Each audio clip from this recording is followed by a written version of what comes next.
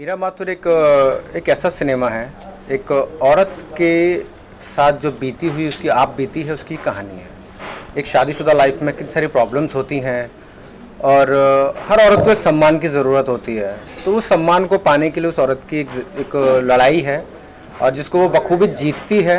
उस लड़ाई में वो अपने पति के साथ में उसका लड़ना और बहुत सारी प्रॉब्लम्स फैमिली को लेके, समाज को लेके, और जो एक औरत की जिम्मेदारियां जो होती हैं वो बखूबी कैसे निभा के जाती है। लेकिन सब कुछ होने के बावजूद भी औरत को सम्मान नहीं मिल पाता है।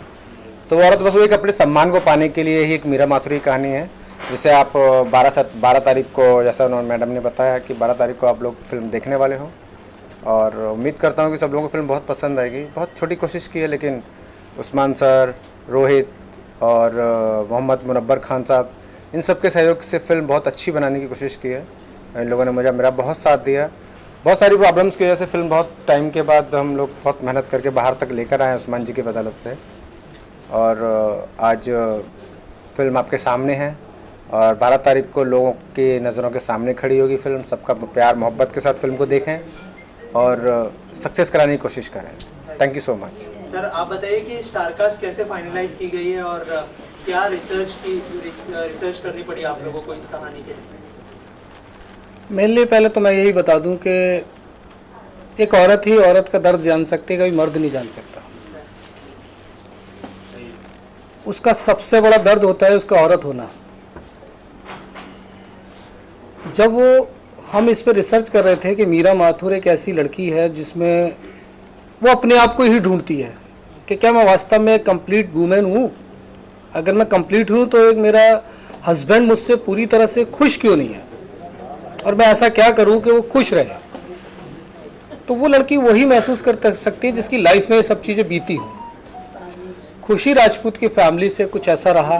जब हमने स्टार कास्टिंग की तो उनसे बात किया तो कहीं ना कहीं उनकी बैक लाइफ में एक दर्द था। वो दर्द रहेगा तभी वो समझा पाएगा सामने वाले को कि नहीं, प्रॉब्लम तो है। जिसने दर्द ही नहीं देखा वो कैसे समझा पाएगा। तो मीरा माथुर की जो एक स्टोरी है वो खुद अपनी नहीं है, उसकी इस समाज की स्टोरी है। सर, और जैसे सर ने कहा कि थोड़ा समय लग गया फिल्म को बाहर लाने के लिए, तो एज अ प्रोड्यूसर कितना चैलेंज था लोगों के सामने फिल्म प्रेजेंट करने के लिए? सबसे बड़ा तो कोविड का था। हम लोगों ने इसको बहुत अच्छी तरह से रिलीज़ करने का सब कुछ किया। 20 मार्च को रिलीज़ थी, सारा ऑल इंडिया पब्लिसिटी हो चुकी थी।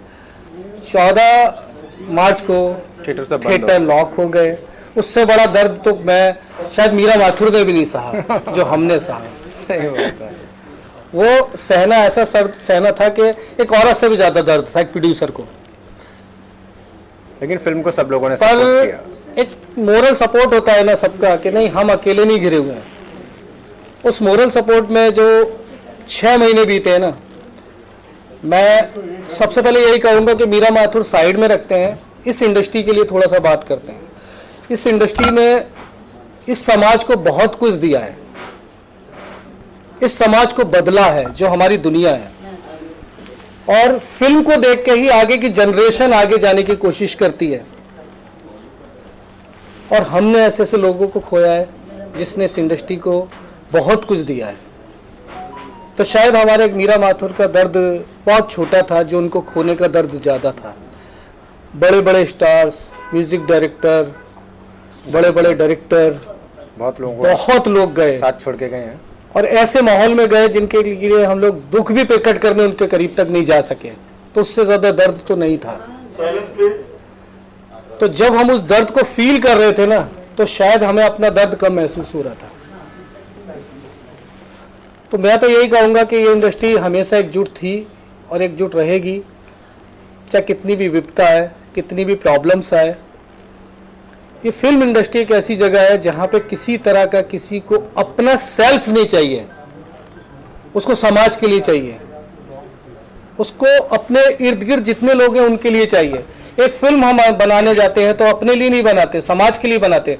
और समाज के लिए हमारे संग 2000 लोग वर्क करते हैं। तो 2000 वर्क करने में उनका फैमिली का चलता है काम। वो काम रुका हुआ था, लोगों को प्रॉब्लम्स थी। जब लोग सड़कों पर थे तो उनमें हमको नहीं पता था कि हमारी इंडस्ट्री से कौन लोग हैं। हर समाज के लिए आवाज़ उठ रही थी, हर समाज के लिए एक नेता आया था, हर समाज के लिए कहीं ना कहीं से फंड आया था। एक हमारी इंडस्ट्री ऐसी थी जिसका कोई रहनुमा था ही नहीं, चाहे वो डीओपी हो, चाहे वो क्रू मेंबर हो, चाहे टेक्नीशियन हो, चाहे आर्टिस्ट हो, कोई भी हो, एनीबॉडी। तो जो फील किया है ना हमने, उस फील में और भी स्टोरी लिखने के लिए हम मजबूर हो गए। तो सर क्या कहना चाहते हैं कि इंडस्ट्री में सपोर्ट नहीं मिलता है? क्योंकि बिल्कुल सपोर्ट नहीं है, हमारे लिए स्टैंड कोई नहीं ले सकता। सर काफी स्टार सपोर्ट किए हैं, सलमान खान सपोर्ट किए हैं, अजय देवगन सपोर्ट किए हैं, एसोसिएशन को सपोर्ट किए हैं, एक ऑर्गेनाइज तरीके से सपोर्ट किया। देखिए उसका भी तौर पे सपोर्ट नहीं हुआ, लेकिन एक देखिए जब आपको रोटी मिलती है ना वो सपोर्ट होता है, आपको किसने कहाँ पे क्या दिया वो सपोर्ट नहीं है। मैं तो यही बोलूंगा कि सपोर्ट हुआ है डेफिनेटली। देखिए मैं सॉरी अपनी बात कर, हम इस टॉपिक पे ज़्यादा बात ना करें क्योंकि बोलते कि ना एक बहुत बड़ी कहानी है। हम जितना नहीं, मैं उसी टॉपिक पे आ रहा हूँ। तो हम लोग जब जो दर्द को सहा ना, जो देखा है वो ये दर्द छोटा था, तो हमने मीरा माथुर को संजो के रखा।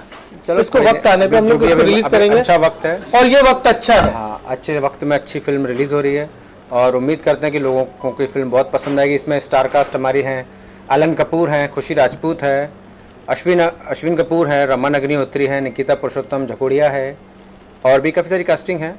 और सब लोगों ने बहुत अच्छा काम किया है फिल्म में। और फिल्म बनाने के लिए जितनी मेहनत करनी चाहिए थी, हमारे कास्टिंग से लेके, हमारे आर्टिस्ट से लेके, हमारे क्रू से लेके, हमारे प्रोड्यूसर डिपार्टमेंट तक हर किसी ने बेहतर काम किया है।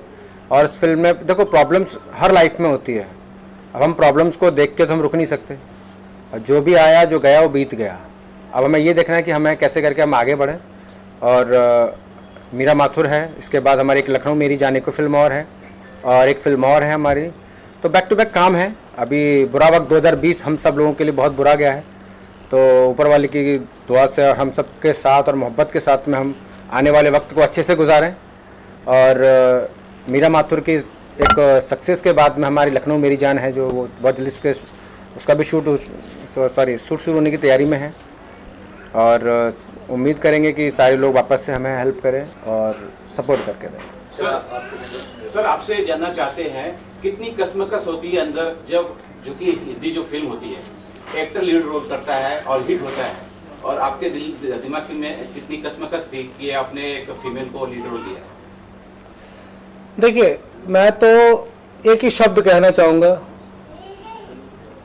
Man not complete man, women full complete women. अगर हम उसको समझते हैं तो एक आदमी कभी किसी के जज्बात को नहीं समझ सकता जो औरत समझ सकती है। और आप लेडी को समझने की कोशिश करिए तो शायद आपको पूरी दुनिया का सुख उसी में दिखाई देगा।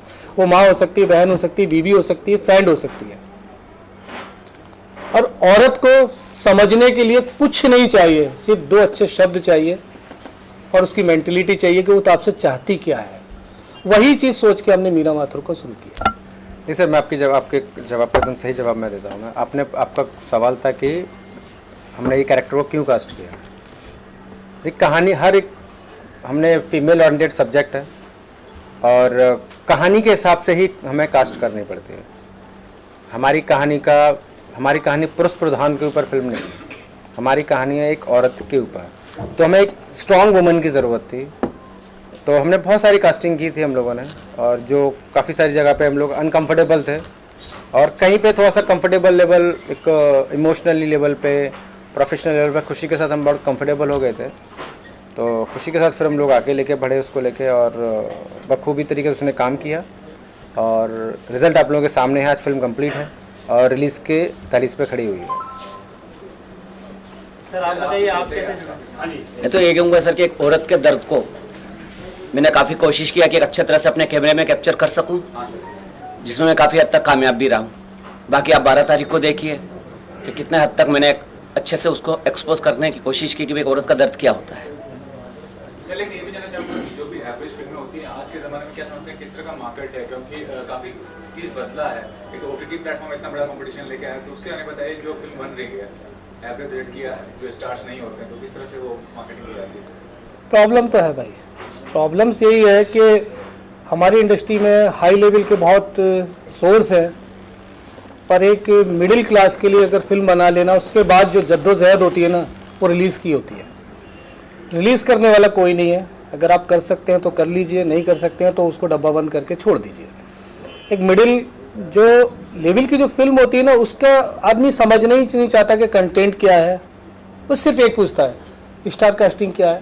स्टार कास्टिंग होने से तो कंटेंट नहीं बन जाएगा ना, कंटेंट अपनी जगह है। और हर किसी का सलमान खान, शाहरुख खान, अजय देवगन तो काम करने से रहे, और लेकिन एक ये है कि और शाहरुख OTT का के आने सलमान से- भी तो एक लेवल पे थे ना। आज चलो, और OTT के आने से जो छोटे प्रोड्यूसर्स जितने भी थे, आज वो सब लोग मरे हुए जो लोग तो आज खड़े हो गए हैं। OTT से बहुत सपोर्ट मिला है लोगों को, और थिएट्रिकल और OTT दोनों एक अलग सिनेमा दिखाना चाहते हैं। जो एक 70 mm का जो सुख है, वो लोग वो सुख लेना चाहते हैं।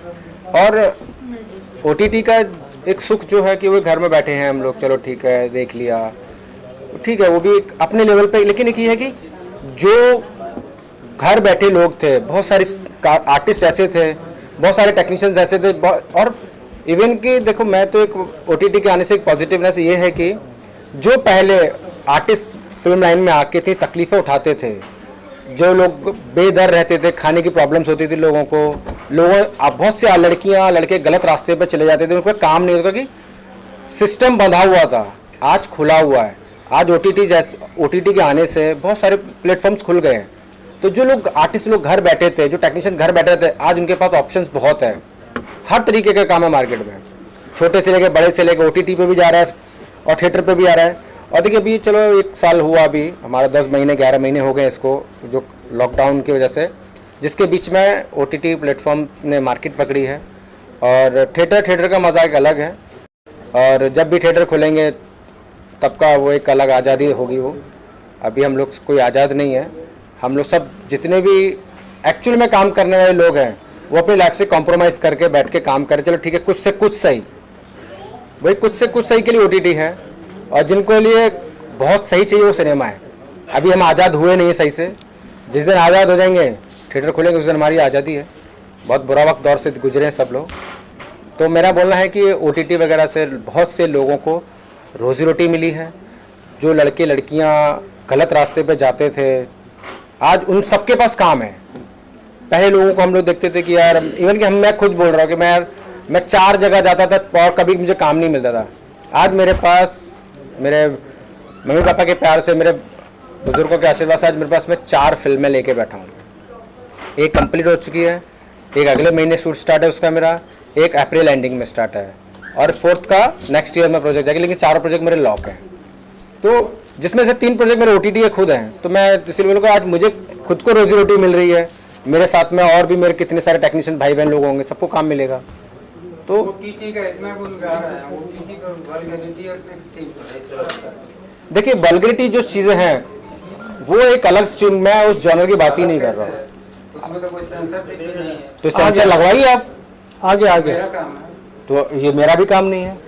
आप उसकी तारीफ कर रहे हैं। मैं तारीफ इसलिए कर रहा हूँ सर, देखिए आज आपने सर आज आपने एक बात कही कि OTT पे वल्गैरिटी चल रही है।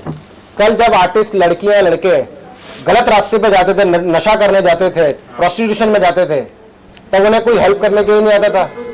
आज वो OTT हो या कोई भी सिनेमा हो, चाहे सिंगल स्क्रीन हो चाहे मल्टीप्लेक्स हो, हर जगह पे न्यूडिटी, हर तरीके का सिनेमा बनता है। आज सब लोगों को पेट भरने की जुगाड़ बन चुकी है। पेट भरने के लिए वही है।